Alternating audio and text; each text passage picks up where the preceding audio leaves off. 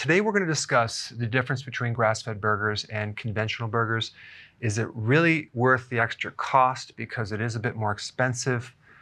You know, you'll see all sorts of things on the label. It's natural, right? Or it's natural beef and handcrafted. It's fresh, free range, 100% pure beef. Well, these things mean nothing legally, okay? Ideally, if you can find it, you don't just want grass-fed, you want 100% grass finished, okay?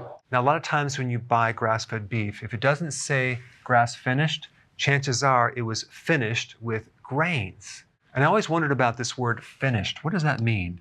It means fattened. Because if you take a cow and you feed it just grass, it's going to take a long time to actually get it to be 1,000 or 1,200 pounds. It's much faster to fatten the cattle on grains, just like we do with people, right? We put them on the food pyramid as their diet. So the word finished means fattened, okay? And you might think, well, is it going to take a couple weeks, maybe a couple of months? Actually, it takes at least 4 months, okay, of putting them on grains. Now, if it doesn't say organic, then that means it's GMO. And this is really what I want to talk about, because when I talk about GMO grains, sometimes people just kind of glaze over. They don't even really know what I mean. So I do want to cover that in just a second. First, let's cover how many carbs are in a burger. 0 carbs, so that's totally keto friendly.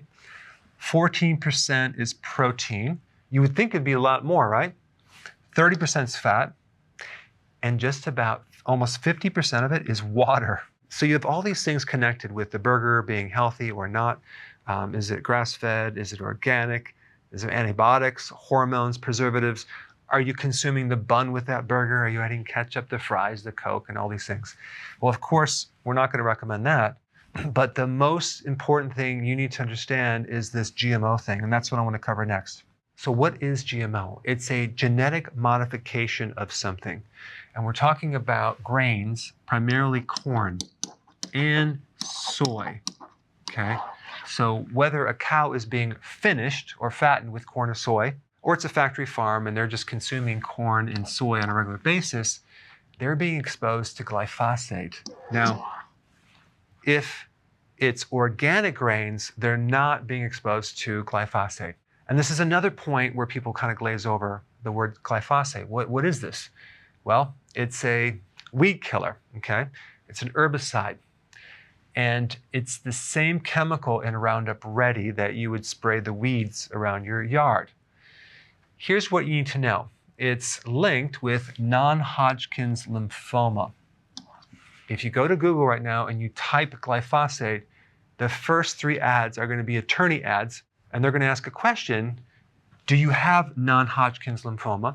And there's all sorts of other variations of this type of cancer. And by the way, this is one of the most common cancers in the US, and it's also common in UK, in Canada, and other parts of the world. Because if you had this cancer, it could have been caused by exposure to glyphosate. Right now, in present time, there are over 9,000 lawsuits involving this one chemical.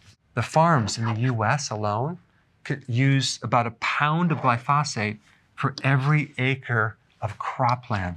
Every year, there is over 80,000 metric tons of glyphosate put into the environment just in the US. That's every single year. The problem is that this chemical is accumulative and it does create problems in our body that go beyond just cancer. So if you're going to consume a conventional burger, maybe not do it as often. So in summary, I'm not trying to scare you. I'm trying to increase your awareness on GMO and the importance of doing grass finished, okay, and organic. Thanks for watching. So if you want more knowledge on how to create a healthy body, subscribe now and get daily notifications.